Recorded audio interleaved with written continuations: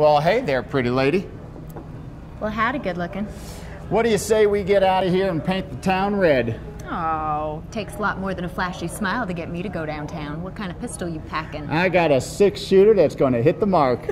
Now you're talking. Hey, we're here at High West Distillery, shoot 'em up style of Wasatch 360. This place is so much fun. That's right, Lair. We're going to show everyone how everything's distilled right here on site. That's right, a distillery tour they give every day. It's so much fun. Hey, sit back, relax, grab a cup of joe or maybe a shot of whiskey. This is Wasatch 360.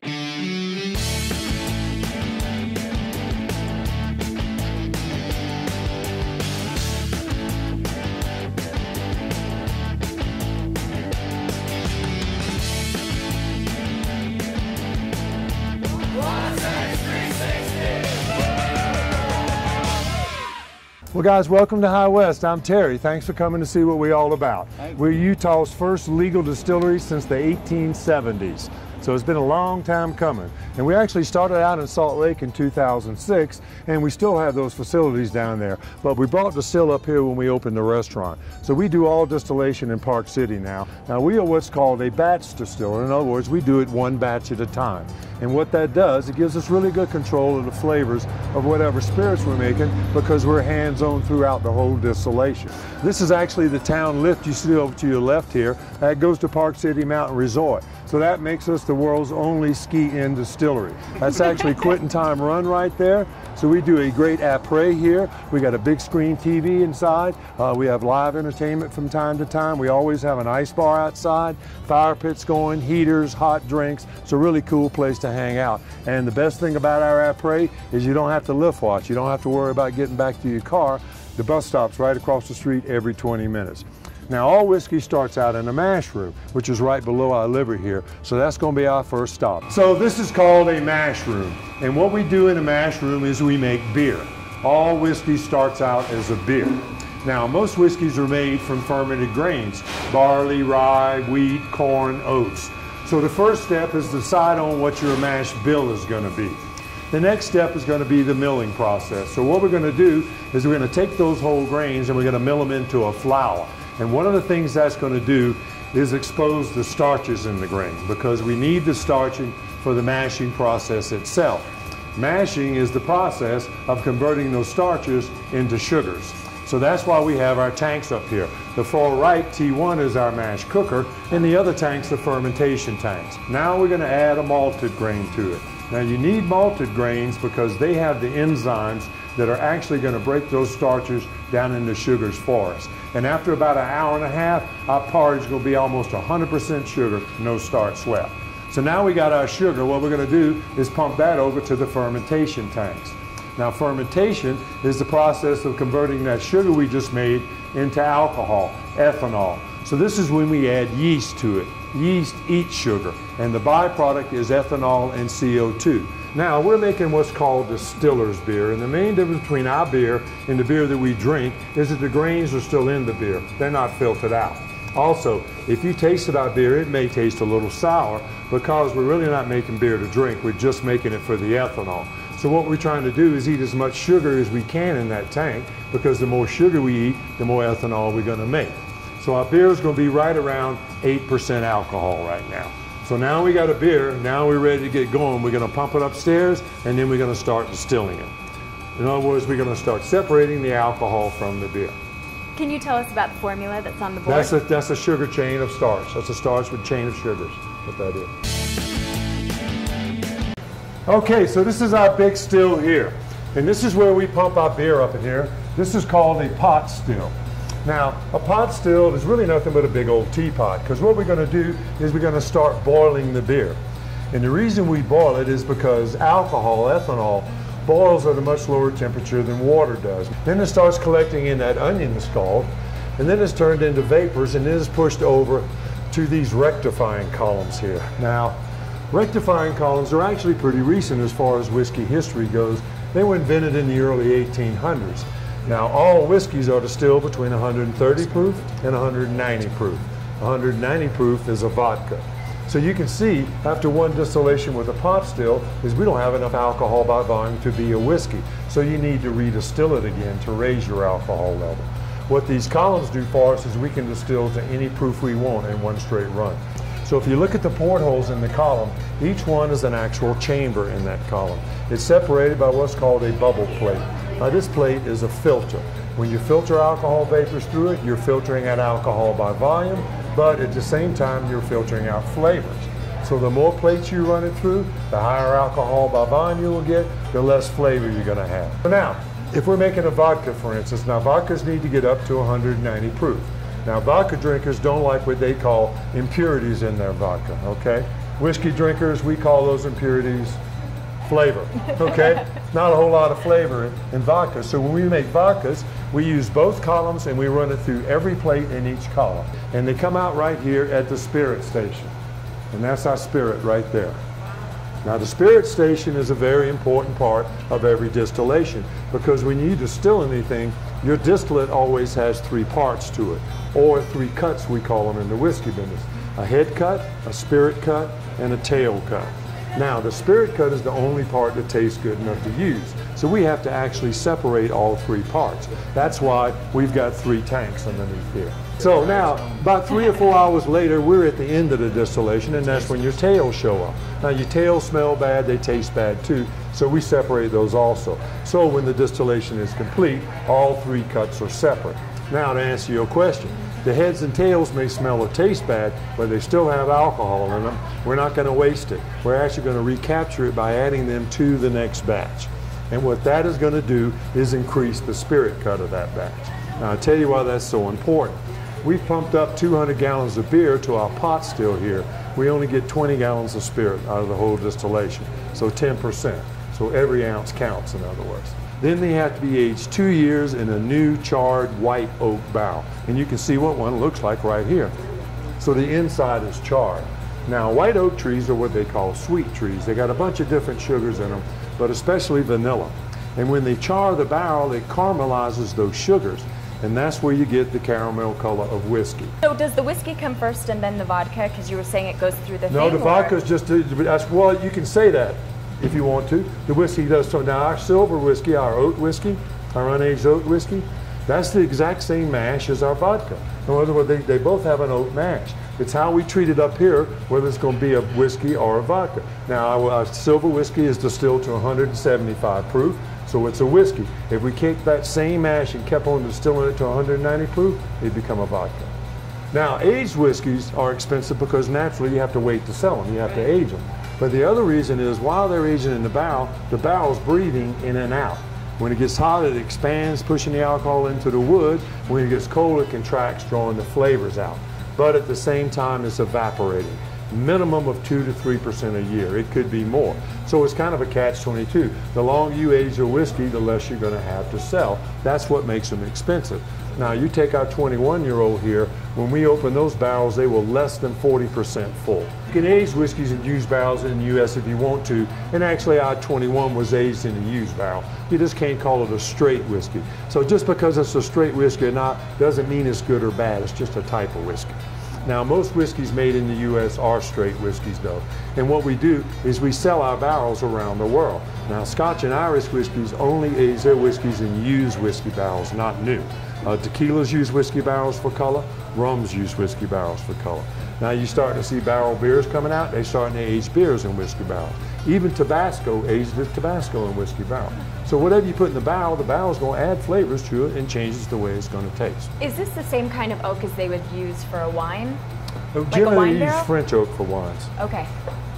They could use a white oak if they wanted to. Just white oak over time, that's the wood that gives the flavors that whiskey people like. And so just over time, trial and error, that's the one that everybody likes, is the white oak for any whiskeys or tequilas or vodka. Now, Scotch and Irish whiskeys, you see them much older. You'll see a 30-year-old Scotch. And that's because of their climate. Now over here, it can be 20 degrees, it can be 100 degrees. So you're going to get, when it gets hot, it expands, when it contracts. So the more it expands and contracts, the quicker it matures. But the more it evaporates. Now, Scotch and Irish whiskeys, their climate is cool. They don't get that expansion and contraction, so it takes their whiskeys longer to mature, and that's how you can see those whiskeys sold at a much older age, because they're not losing that angel share, as much angel share.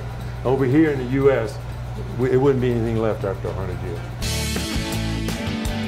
Tired of spending $4 on a gallon of gas? Energy-Wise Utah has just the answer: compressed natural gas. What's that? Only the wave of the future when it comes to filling up your tank. With its state-of-the-art technology, Energy-Wise Utah can convert your vehicle into a money-saving machine. At just under $1.50 a gallon, that's a savings of nearly 60%. With nearly 100 filling stations throughout the state, chances are there's one right near you. So what are you waiting for? Put it in gear and start saving. Hey, it's time for Property of the Week back down here in beautiful St. George with Sue Lipsman of Equity Real Estate. What's going on? Life is good in St. George. It's sunny 300 days a year. We're right in the middle of the cliffs of Snow Canyon, right next to Entrada Country Club, where it's a Johnny Miller golf course. A beautiful, beautiful 18-hole layout. If you're a golfer, it's where you want to be, huh? It's a wonderful course, and they have a sport and fitness center, everything you could ever want. The Cliffs of Snow Canyon is located by all of the trails, the biking trails, running trails. It's a perfect location. Speaking of perfect, this home looks perfect. Let's go. It's amazing. Sue, in through the entryway, you are greeted with a view that, man, it's second to none. It'll knock your socks off. The lava flowed through here from Vail, which is up about 20 miles. Really? And then beyond there, yes, you have the Red Mountain. So you have wonderful views, no one to build behind you, unobstructed. And again, even though you're not on the golf course, you can play Entrada. Absolutely, every day. Every day. Okay, so into the great room here. Everything's so open, so spacious. Let's talk about it right here. What a perfect spot to just sit and chill. Wonderful location right off of the patio. They bring the inside out and the outside in. The travertine runs throughout the home. The doors fold into the walls so that you have everything coming in and out. You have a beautiful fireplace that is surrounded by copper and granite. It's a wonderful home. Yeah, if you can't tell from the TV, the doors completely retract and it's just one seamless open space to the outside. It's really spectacular. And as you know, St. George, 300 days of sunshine, come on down. You have to have a lot of outdoor space that you will live in as much as you do your indoor space. All right, just steps off that beautiful great room. We've got everything. Formal dining room, casual dining room, breakfast bar. And then a little dining outside of the dining area outside. The kitchen is amazing. It has Sub-Zero and Wolf appliances. It has a steamer. It has a pot filler. It has like 4 different ovens and a warming door. You could cook till your heart's content. All high-end too, isn't it? All high-end, beautiful granite on the countertops. You can't miss a beat in this one. They have wonderful storage in the kitchen, beautiful copper over the top of the cooktop. Wonderful place. Sounds like we need to go to the market. Let's go. All right. All right, the master has a great, unique feel. Beams, this unique backlit coffered ceiling. Wow. It is wonderful. And you have access to the pool and the spa from this cute little sitting area with a beautiful fireplace. And as we walk into the master area, you have beams throughout this area, wonderful art niches, and then this wonderful, wonderful master bathroom and closet. Let's keep going right into it because getting ready in the morning takes on a whole new meaning. That's right. You can soak in this whirlpool tub. You have a beautiful vanity with 2 sets of sinks. The walk-in shower is a party shower. We could have some fun again. And the walk-in, speaking of walk-ins, is the walk-in closet. Okay, I'll tell you what, just give me this corner. That's all you can get have if the you're rest. with me, that's right. And we have our own washer and dryer right in the master suite. Works out really well for a busy family. Cheers to life. To life. Beautiful, cozy little wet bar. Grab the glass of champagne. In we go. Head on into the theater room. This is a wonderful theater room, a very large screen, great overhead projection. We have nice, cozy seats, which would allow you to watch the golf games, the football games, the debates, whatever you'd like. It's all here right in this room. And then if you're having a party, the kids come in here, shut the door, everything's good. And everyone out to the pool. Let's go out that way. Let's do it. Hey, we have saved the best for last. What a beautiful home, huh? The backyard, though, look at that. Over the top, we have an infinity pool that pours into the canyon. We have Red Mountain, the lava flow that flowed through here thousands, hundreds of thousands of years ago. Right. Wonderful outdoor kitchen. and a lovely entertaining area. It is really a lovely house in general. Speaking of the house, what are the particulars? It's about 4,700 square feet, 4 beautiful bedrooms, 4.5 baths, theater room, formal dining room, formal office, everything you would ever want. 3-car garage. Wow. Hey, if you're interested in this and anything else that Sue has to offer, contact her at the information below. Get down to St. George, find yourself a beautiful home. Well, we're going to do 4 different whiskeys. It's not a lot of alcohol. It's only ½ ounce each one, so it's basically one cocktail. And you can share it. It's enough to share, which is what you're doing. So we're going to start with the unaged whiskey first. Now, it's clear because it's never been aged in a barrel. Now, this is our oat whiskey here. And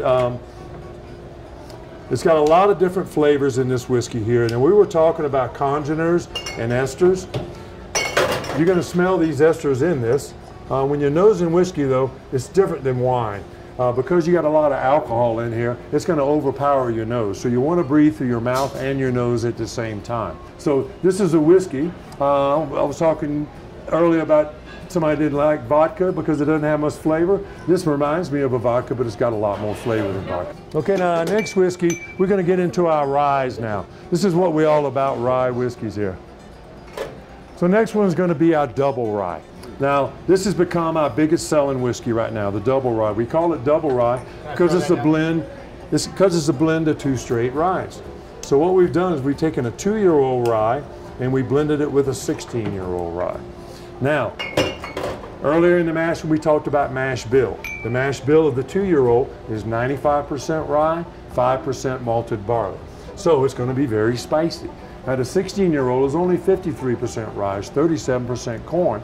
Plus, it's been mellowing out in that barrel for 16 years, so you're going to get a lot of vanilla and caramel in there too. This is called Son of Boo Rye. Now, Boo Rye stands for bourbon rye.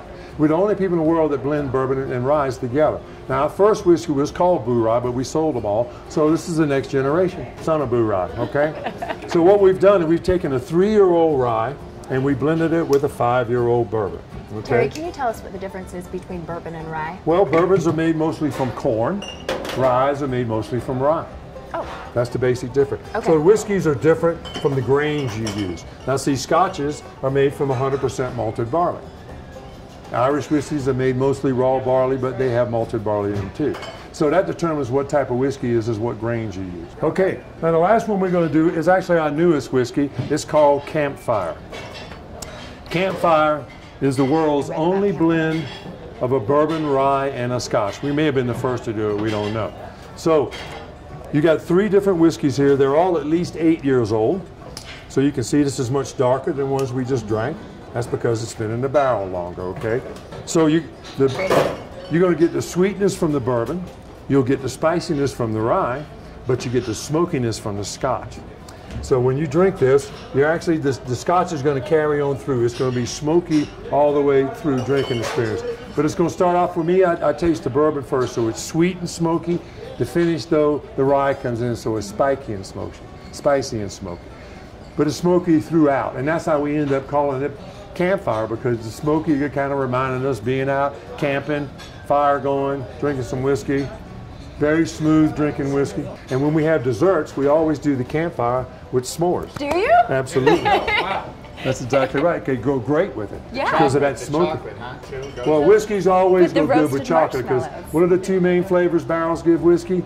Vanilla, caramel. What tastes better with vanilla caramel than chocolate, right? So whiskeys go great with chocolate. Terry, this has been great. This has been such a wonderful experience, and to learn all about the whiskeys and the way that they're made. But you do a lot more than just whiskey here, right? Absolutely. Food? We've got wonderful food here. I would describe our cuisine as a regional comfort food here. Actually, Salt Lake Weekly named us the #1 restaurant in Park City 2 years in a row for now. So we have great food, and we invite you to enjoy it over on our livery side of the restaurant.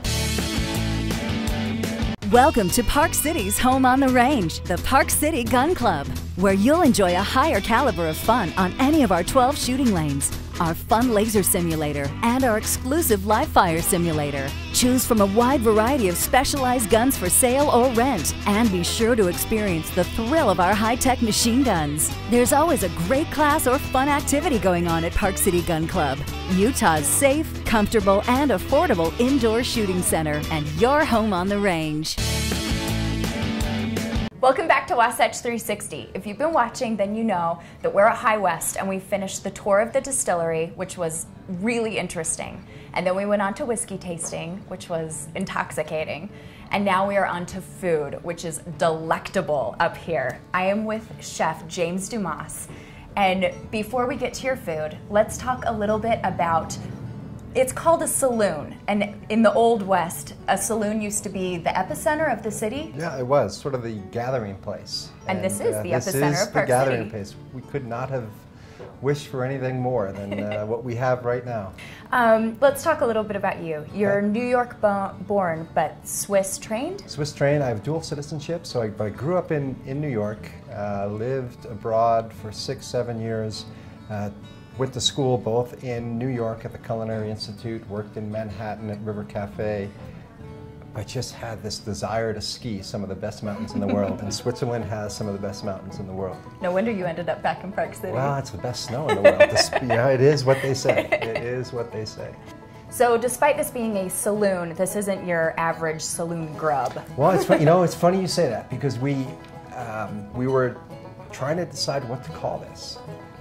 And we probably had 50, 60 names, and saloon kept reappearing, but there's this bad connotation with saloons. Right. Chair busting, window bursting, shoot 'em up. Shoot 'em up, run out on your bill. Fall through a window. Fall through a window.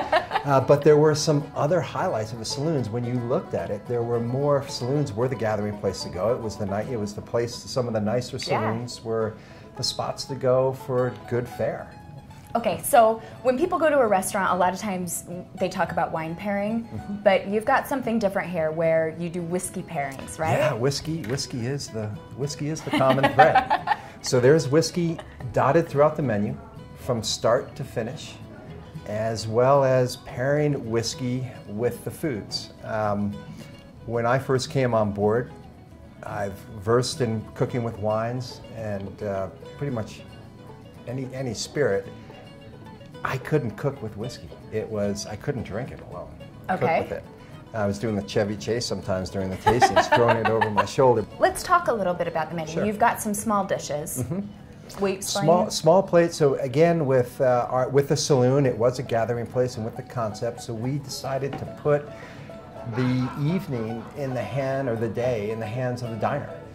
So that's where the small plates were created, a little lower price point. Okay.